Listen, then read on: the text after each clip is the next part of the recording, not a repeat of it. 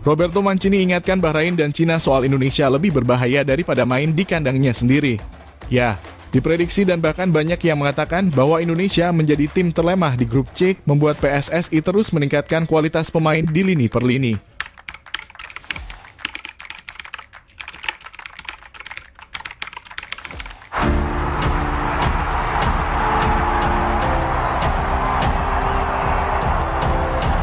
Salah satunya ya dengan terus mendatangkan para pemain keturunan berlabel Grade A. Karena menjalani tim debutan di kualifikasi Piala Dunia Zona Asia sebagai tim dari peringkat FIFA terendah dari seluruh tim yang ada di round ketiga yang buat timnas Indonesia harus melanjutkan jalan untuk mentas ke Piala Dunia dengan bekerja keras. Bertanding di grup C yang memang sebenarnya adalah grup neraka sebagaimana kita ketahui beberapa negara langganan Piala Dunia macam Australia, Arab Saudi, hingga Jepang menjadi lawan timnas Indonesia. Namun meski begitu setelah timnas Indonesia bersua menghadapi Arab Saudi dan Australia, King Indo berhasil membawa 2 poin. Sebuah hasil yang membuat timnas Indonesia semakin bersemangat. Meskipun timnas Bahrain dan Cina sepertinya sangat yakin akan mengalahkan timnas Indonesia karena mereka bermain di kandangnya sendiri dengan suhu yang jauh berbeda dengan Indonesia. Bukan hanya itu, faktor ranking FIFA bagi mereka sangat yakin bahwa akan mengalahkan timnas Indonesia. Mereka menganggap bahwa ranking FIFA Indonesia adalah ranking terbontot.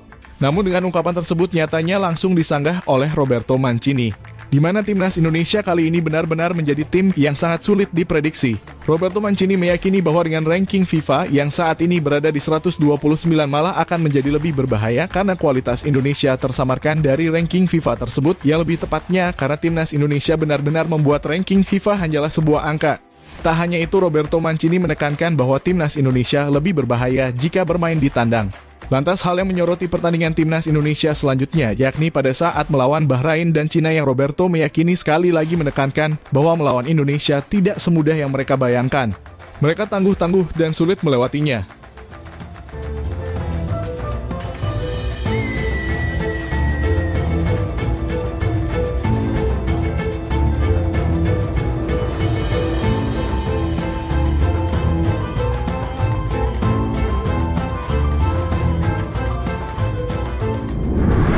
Mengingat laga pertandingan yang semakin dekat, tentunya persiapan demi persiapan telah dilakukan oleh PSSI untuk bisa mendongkrak Garuda Indonesia membuktikan bahwa mereka bisa kok melawan tim-tim sekelas Bahrain dan Cina.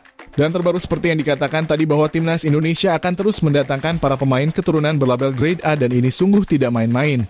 Dan atas dasar itulah Aliano Reijnders serta Maes Hilgers berhasil didatangkan. Tak tanggung-tanggung Maes Hilgers yang mempunyai market value 121 miliar rupiah luluh dan siap segera bergabung membela timnas Indonesia dan tentunya menjadi WNI. Dengan masuknya 2 pemain baru tersebut bisalah ia mendapatkan kemenangan membawa poin penuh melawan Cina dan Bahrain menjadi bukan sebuah hal yang mustahil. Meskipun dirasa sangatlah berat. Namun yang diketahui Bahrain akan melakukan segala cara untuk bisa memenangkan pertandingan di kandang mereka sendiri. Atau mungkin dengan cara diving yang tak wajar. Main delay bola dan sebuah laser yang menuju ke arah pemain bisa saja terjadi. Apalagi setelah Bahrain dihajar habis-habisan oleh timnas Jepang dengan skor 5-0, mereka akan melakukan apapun untuk menang di kandang mereka. Setelah akan melawan timnas Indonesia, Branko Vankovic tak mau menjadi target selanjutnya untuk out dari kepelatihan setelah kemarin pelatih Australia Graham Arnold resmi dipecat atau mengundurkan diri setelah hanya mendapatkan hasil imbang menghadapi timnas Indonesia kemarin. Mate, I can't hear you.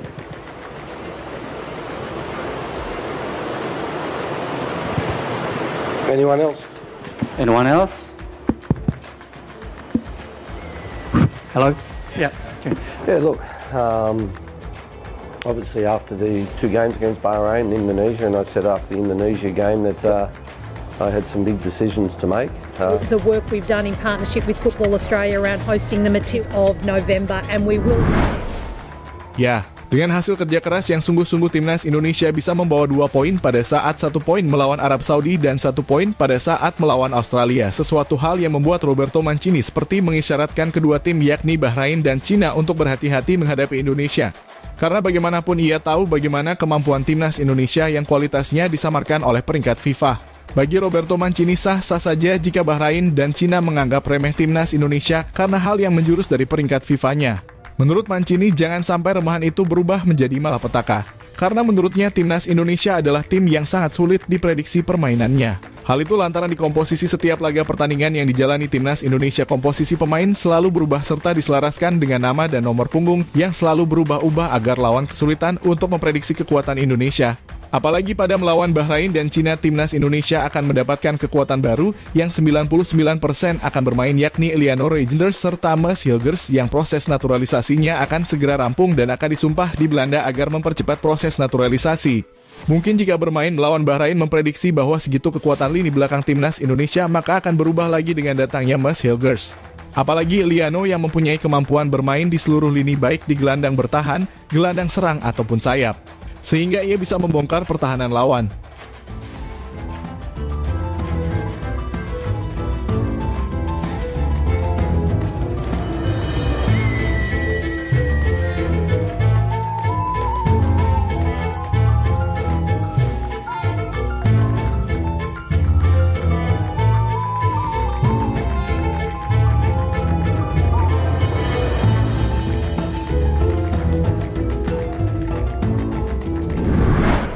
Ya, entah gak tahu kenapa, ketika timnas Indonesia mampu bermain baik pada laga tandang daripada laga kandang sendiri.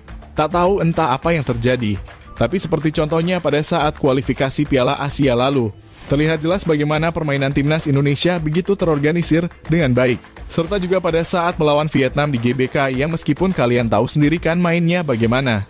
Sedangkan bermain di Maidin Stadium Vietnam, timnas Indonesia berhasil membuktikan taringnya setelah membobol gawang Vietnam dengan 3 gol.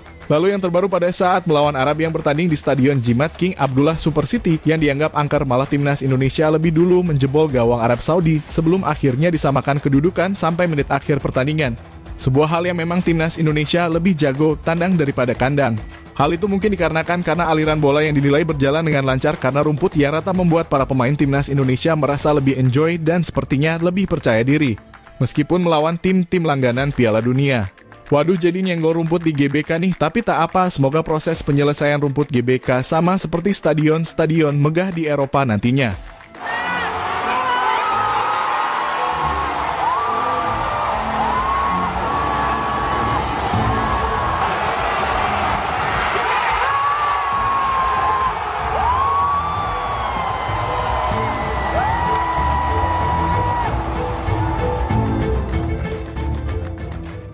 Ya, semua berharap timnas Indonesia bisa membawa 6 poin pada saat melawan Bahrain dan Cina yang mainnya gak bagus-bagus amat. Meskipun itu tak mudah, namun entah mengapa kami sangat yakin bisa mengalahkan mereka dengan skuad yang ada saat ini. Apalagi ditambah dengan Mads Hilgers dan juga Eliano Reijnders yang membuat komposisi timnas Indonesia jauh lebih kuat dari sebelumnya, membuat fans timnas Indonesia sangat percaya diri. Sekali lagi, bisa-bisa dan pasti bisa, karena di sepak bola apapun bisa terjadi. Dan semoga juga jika proses pencarian pemain striker segera cepat didapatkan. Meskipun kemarin Sananta dan Hoki Caraka sudah membuktikan kualitasnya di Liga 1 dengan mencetak gol berkelas dari keduanya setelah habis-habisan belajar dari Yeong Ki-hun. Mereka sudah menunjukkan kualitasnya kemarin dan semoga itu akan terus berjalan dan menambah kualitas Hoki dan Sananta. Namun jika adanya striker baru dari pemain keturunan Grade A yang akan datang, maka itu akan lebih bagus. Kan begitu?